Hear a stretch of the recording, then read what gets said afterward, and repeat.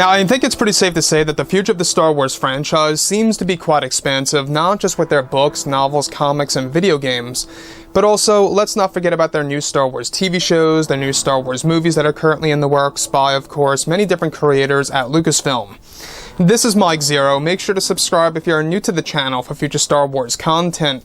Now, one exciting aspect about the future of Star Wars is indeed the character of Luke Skywalker, as we all witnessed in The Mandalorian Season 2's finale.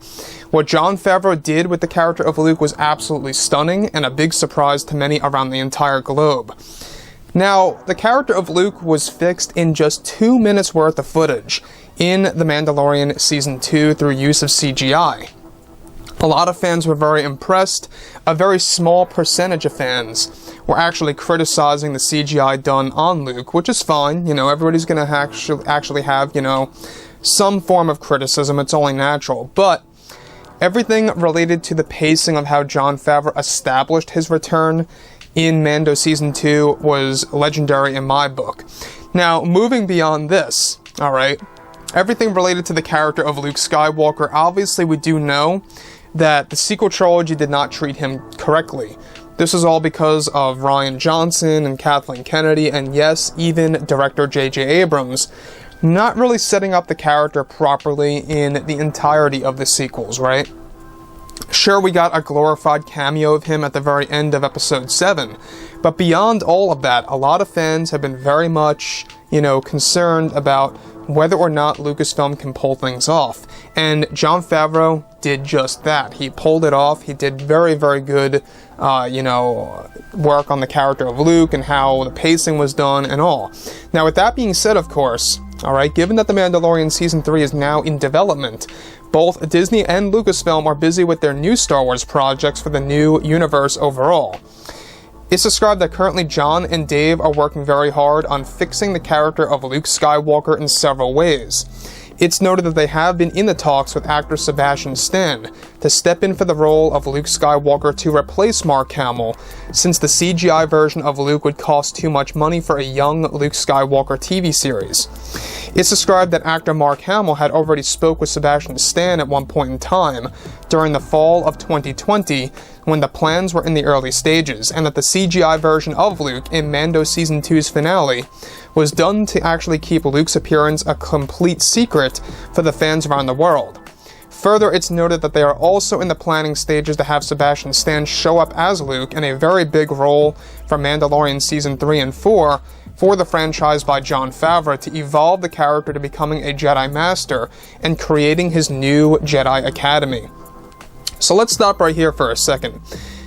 The best thing about Jon Favreau is that he knows exactly how to treat Luke. In fact, he said this a couple of weeks ago, that he modeled the version of Luke in Mandalorian off of how he was done in the Jedi Outcast video games. That to me speaks volumes. That to us tells, Jon Favreau that he knows exactly what he's doing with the character of Luke. Now on to Sebastian Stan. It's a very interesting strategy that they actually played out here of how they kept Luke's appearance a big secret for Season 2 by only and strictly using, CGI work to actually kind of give the fans a big surprise at the very end of the show. Instead of the recast, which would have given things away, Jon Favreau decided to actually just use strictly, CGI and all that and not telling all that many people on the set about it to really keep it locked down. And that was a very smart thing that he did. In fact, I think that Jon Favreau was a master at that, of how he kept Luke's appearance such a big secret. After all, Ahsoka Tano leaked out, Bo-Katan leaked out, all these different characters like Boba Fett as well, all except Luke. So we gotta hand it to Jon Favreau for really, doing a great job on all fronts of Luke Skywalker and how he was treated. As far as Sebastian Stan goes, yes, they are in the planning stages of this young Luke Skywalker TV series in which Mando Season 3 and 4 is going to set all of that up in 2022 and 2023, which is going to be a very interesting phase of Star Wars overall on Disney+.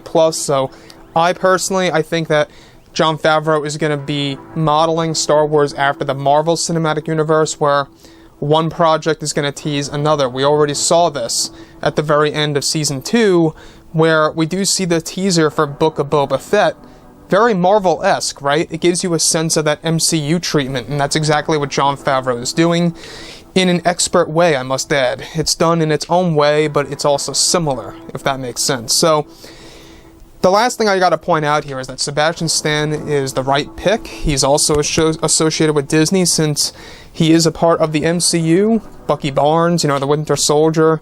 I mean, he looks like a young Mark Hamill. What's not to like, right? As long as he gets the mannerisms down, and as long as he can sound like Luke, that's all what needs to really be done correctly besides his appearance. So like I've said before in the past, guys, drop a comment below. Let me know what you think about all of this in the comments, and if you guys did enjoy the content for today, do make sure to drop a thumbs up on this video to support the channel. I thank you all so very much for the kind support, and I'll catch you guys next time.